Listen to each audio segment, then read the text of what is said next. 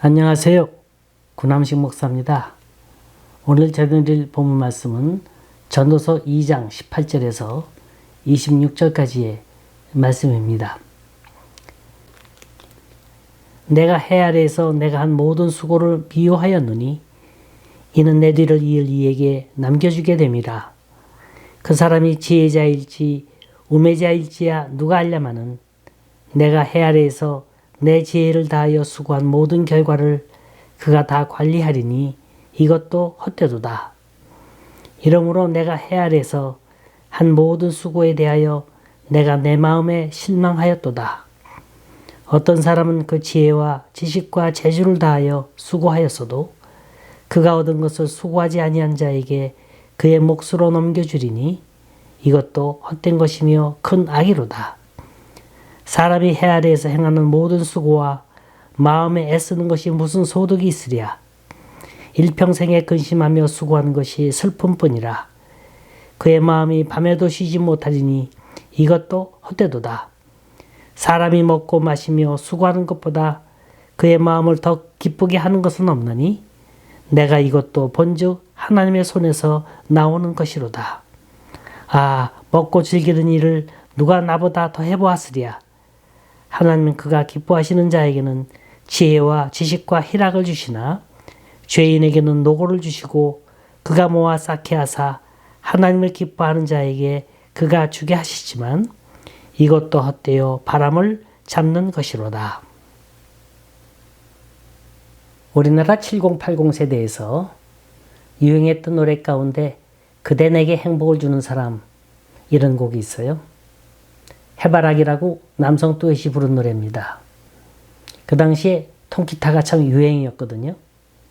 젊은 남녀들이 한때 통기타를 들고 이 노래를 참 많이 불렀습니다. 내가 가는 길이 험하고 멀지라도 그대 함께 간다면 좋겠네. 우리 가는 길에 아침 햇살 비치면 행복하다고 말해주겠네. 이리저리 둘러봐도 제일 좋은 건 그대와 함께 있는 것. 그대 내게 행복을 주는 사람. 내가 가는 길이 험하고 멀지라도 그대 내게 행복을 주는 사람. 참 좋은 가사의 노래입니다. 여러분은 행복하십니까? 내게 행복을 주는 그대가 있나요? 그 길이 어떤 길이라 할지라도 영원히 나와 함께 갈 수 있는 그 그대가 있습니까? 그 그대라는 게 누굴까요? 이 노래 속에 나오는 그대를 주님 혹은 하나님으로 바꿔보면 어떨까요? 하나님과 함께하는 것, 이것보다 더 행복한 삶이 어디 있겠습니까? 베트남 전쟁 때입니다. 한 미군 병사가 부대에서 초콜릿과 사탕을 나눠주는데 많아서 먹을 수가 없었어요. 또 자기도 좋아하질 않아요. 이걸 어떻게 할까 생각하다가 부대 밖에 사는 아이들에게 이 사탕을 나눠줘야겠다 생각을 했습니다. 그래서 담 밖에서 왔다 갔다 하는 아이들에게 사탕을 던져줬습니다. 매일 줄 수는 없고 가끔씩 모아서 던져주곤 하니까 소문이 났어요. 그 일대 그 사탕을 나눠주는 날에는 구름대같이 모여드는 거예요. 일일이 나눠줄 수는 없고요. 아이들이 많이 모이고 사람이 많이 모여지는 날을 기다립니다. 이 병사는 사탕을 담 밖으로 던집니다. 그러면 아이들은 괴성을 지르면서 하나라도 더 주우려고 난리를 쳐요. 이렇게 몇 번 하는 중에 이 군인이 봤더니 아이들이 많이 모이는 중에 여자아이 둘이 정말로 예쁘고 사랑스러웠습니다. 그 아이들은 빨리 가서 적극적으로 사탕을 줍지는 못해요. 거의 다 뺏기는 거예요. 그래서 한 번은 사탕을 주기 위해 그 아이들을 불렀습니다. 얘들아, 너희들은 여기 가만히 서 있거라. 다른 아이들이 다 떠나간 다음에 내가 너희에게 더 많은 걸 남겨놨다 줄게. 꼭 믿고 기다려. 그리고 군인은 공중에다가 사탕을 확 뿌립니다. 아이들은 사탕을 주우려고 소리를 지르고 정신이 없어요. 그런데 이 여자아이들은 친구들이 주는 것을 보면서도 너무나 부러운 거예요. 준다고는 했지만 내 손에 없잖아요. 그 중에 한 아이는 견디다가 못해서 기다리라는 말을 참지 못하고 친구를 따라가서 그도 소리를 지르며 몇 개를 주었습니다. 한 아이는 그래도 끝까지 있다가 약속한 대로 많은 사탕을 받아갔어요. 이걸 경험한 군인이 고백하는 말입니다. 즐거움은 하나님의 선물입니다. 하나님이 주시는 최고의 행복은 광란의 몸부림 속에서 발견되는 게 아닙니다. 영원하고 의미 있는 걸 하나님이 주신다는 믿고 신뢰하며 기다릴 때 그에게 주어지는 겁니다. 그동안 불안이 엄습해 오겠지만 그걸 극복해야 합니다. 얼마나 많은 사람들이 괴성을 지르는 아이들처럼 사탕을 줍기 위해 몸부림을 칩니까? 그러나 하나님 주시는 진정한 행복을 얻기 위해 고요하게 기다리는 사람은 그렇게 많지 않다는 거예요. 장미의 이름으로라는 책을 쓴 움베르토 에케라는 사람은 종교는 웃음을 금하는 것 같지만 진정한 기독교는 웃음과 기쁨의 복음이다 그랬습니다. 왜냐하면 하나님이 기쁨의 근원이 되기 때문에. 하나님이 삶의 기쁨을 주십니다. 내 삶에 필요한 기쁨을 하나님이 주시는 거예요. 내가 아무리 기뻐하려고 해도 그걸 넘어설 수는 없는 거예요. 목적을 영원한 것에 두고 하나님의 도구가 되어 살 때, 나의 나됨을 알아가며 살 때 그때 행복이 있는 거지, 광란을 통해 행복을 쟁취할 수는 없는 겁니다. 행복은 하나님이 주시는 소중한 선물입니다. 허나 세상은 그렇게 말하지 않아요. 웃음, 술, 성취욕, 비교의식. 이들이 가져다주는 왜곡된 기쁨이 있습니다. 여기에 속지 마세요. 우리 믿음의 사람들은 우리의 갈 길이 따로 있는 거예요. 하나님을 사랑하고 열심히 일하며 섬기며 하나님의 축복의 도구가 될 때 여기에 가장 큰 행복, 가장 큰 쾌락이 있는 겁니다. 한마디로 인생은 덧없이 흘러가는 거예요. 얼굴에 아무리 팩을 바르고 뜯어고치고 아름답게 지장을 해도 세월의 힘 앞엔 당해낼 재간이 없는 겁니다. 이런 말이 있잖아요. 40이 넘으면 미모의 평준화가 이루어진대요. 50이 넘으면 자식의 평준화가 되고 60이 넘으면 물질의 평준화가 되고 70이 넘으면 건강의 평준화가 되고 80이 넘으면 목숨의 평준화가 이루어진다고 합니다. 40이 넘으면 잘생긴 사람이나 못생긴 사람이나 그 얼굴이에요. 50 넘으면 많이 배우고 똑똑한 사람도 다 잊어버리고 맙니다. 그 지식 별것 아닌 거예요. 60 넘으면 돈이 많아도 그게 그거고요. 있다고 더 먹는 거 아니에요. 그 돈 가지고 못 부려봐야 그 멋 나지 않습니다. 70이 넘으면 건강한 사람이나 약한 사람이나 전부 다 약해지기는 매일반이고요. 80이 넘으면 살아있긴 하지만 산 자나 죽은 자나 비슷하다는 말입니다. 이제는 떠나야 될 때가 다 된 거예요. 준비를 해야 합니다. 자, 솔로몬의 인생 고백을 한번 들어보십시다. 솔로몬은 그가 가지고 있는 지혜와 명철과 수많은 지식을 가지고 인생의 진리를 다 알아보고자 노력했어요. 하지만 인간의 논리와 지식으로 세상의 진리가 다 밝혀지지 않더라는 겁니다. 그래서 그는 정반대의 방법을 택하죠. 쾌락을 통한 진리 추구를 선택합니다. 그래, 먹자, 마시자, 마음껏 웃어보자. 한번 내가 가질 수 있는 한 마음껏 가져보자. 소유할 수 있는 한 마음껏 소유해보고 누릴 수 있는 한 마음껏 누려보자. 그런데 그것도 별것 아니었어요. 해 아래서는 하나님을 빼놓고는 인생의 궁극적인 진리와 의미를 알 수가 없더라는 겁니다. 그래서 오늘 본문은 이 두 가지 삶의 스타일을 비교합니다. 진정한 삶의 의미와 행복이 어디에 있느냐? 먼저 솔로몬은 많은 사람들이 붙들고 있는 두 가지 문제, 비교와 소유의 문제를 놓고 평가를 합니다. 더 쉽게 말하면 그는 지식에 기초하여 진리를 탐구하는 인생과 쾌락을 통해 삶을 엔조이하는 인생과 비교하는 거예요. 쉽게 말해 아인슈타인이냐 마릴린 먼로냐 소크라테스냐 엘리자베스 테일러냐 머리냐 미모냐 지식이냐 쾌락이냐 이 중에서 어느 것이 나으냐. 솔로몬은 내가 이 두 가지 일에 다 정통했노라 장담을 합니다.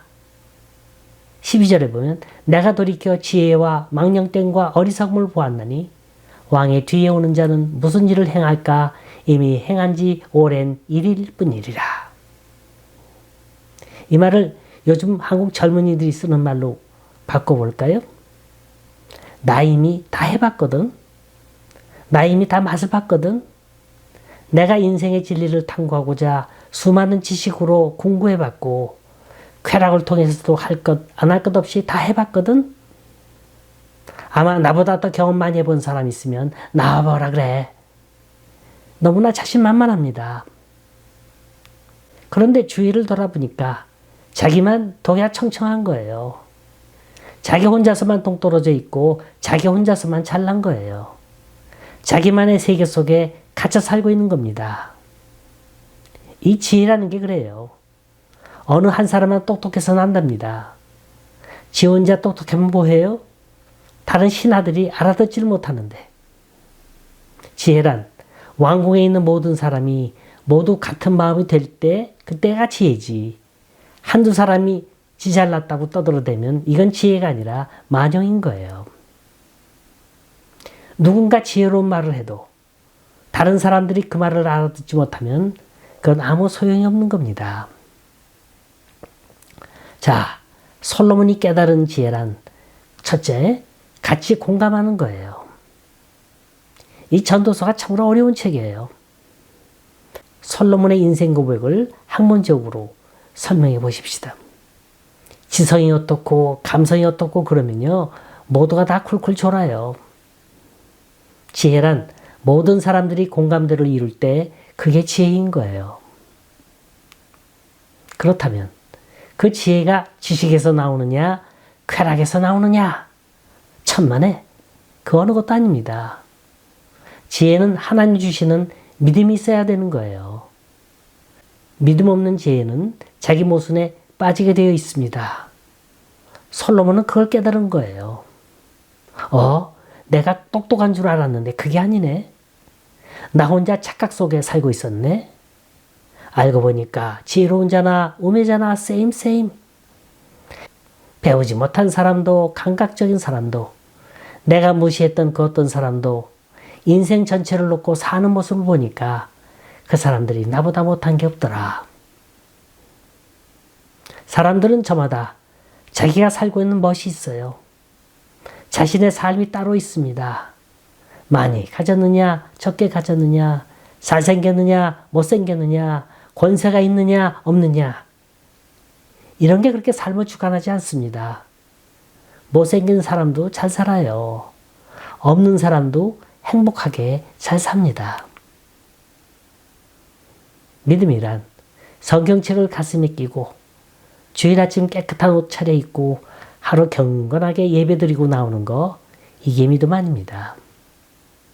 정말로 아픈 사람의 고통, 어려운 사람의 고통, 소외된 사람의 아픔 이걸 함께 느끼는 거예요. 이들이나 우리나 알고 보면 하나 다를 게 없습니다.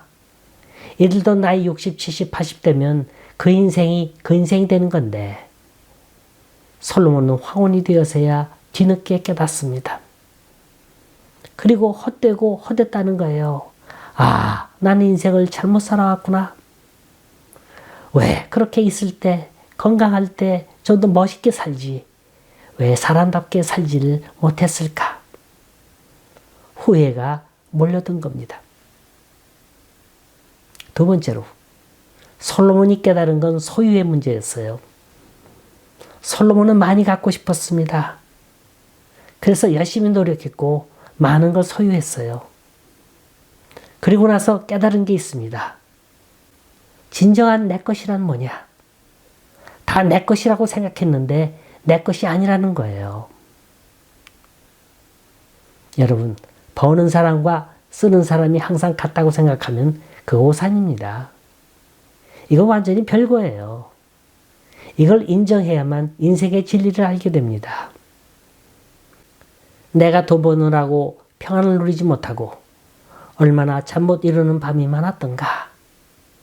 그래서 내 거라고 생각했는데 웬걸 쓰는 건 남이더라는 거예요. 18절 볼까요? 내가 헤아려서 내가 한 모든 수고를 미워하였노니 이는 내 뒤를 이을 자에게 남겨주게 됨이라. 잔뜩 벌면 뭐합니까? 그 부를 지킬 수 없고 결국 아들들에게 다 물려주게 된다는 겁니다. 이어서 19절을 볼까요? 그 사람이 지혜자일지 우매자일지야 누가 알냐마는. 여기서 그 사람이 누구예요? 그 아들이에요. 솔로몬의 아들 르호보암입니다. 르호보암은 우매자였어요. 아버지 같지 않았습니다. 아버지가 쌓아놓은 모든 아성을 다 허물어버리고 말았어요. 내가 헤아려서 내 지혜를 나타내어 수고한 모든 결과를 그가 다 관리하리니 이것도 헛되도다. 고로 누군가에게 재산을 물려주는 건 어리석은 일이로구나. 이걸 잘 관리할지 망칠지 누가 알리요? 이 재산이라는 것, 돈이라는 게 그래요. 돈 자체에는 아무런 가치가 없는 거예요. 돈은 단지 종이자 하나에 불과할 뿐입니다. 누가 그러대요? 100불짜리 지폐에 케찹 찍어 먹으면 맛있습니까? 그 돈을 빵으로 바꿔야 하는 거예요. 돈 자체는 우리를 따뜻하게 할 수도 없고요. 시원하게 할 수도 없어요. 그 돈으로 에어컨도 사고 난로도 사야 그 돈이 가치를 발하는 겁니다. 저의 물질관은 그거예요. 다 쓰자주의예요. 이 쓰는 것도요, 힘든 거예요. 아무렇게나 쓰는 게 아니에요. 다 지혜가 필요합니다. 머리 나쁘면 돈도 못 써요. 시장 가선 콩나물 값 깎은 사람이 엉뚱한 데 가서 수천 수만 불 날려버려요. 그게 다 지혜가 없어서 그런 겁니다. 세 번째로, 솔로몬이 깨달은 지혜는 범사에 감사하는 삶이에요. 샘물은 자꾸 퍼야 샘물이 나오는 것처럼 하나님 주시는 물질은 하나님의 사업을 위해서 써야 자꾸 생기는 줄 믿으시기 바랍니다. 그게 24절 말씀입니다. 사람이 먹고 마시며 수고하는 것보다 그의 마음을 더 기쁘게 하는 것은 없나니 내가 이것도 본즉 하나님의 손에서 나오는 것이로다.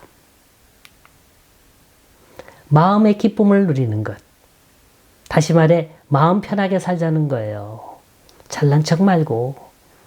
그래봐야 별것 없어요.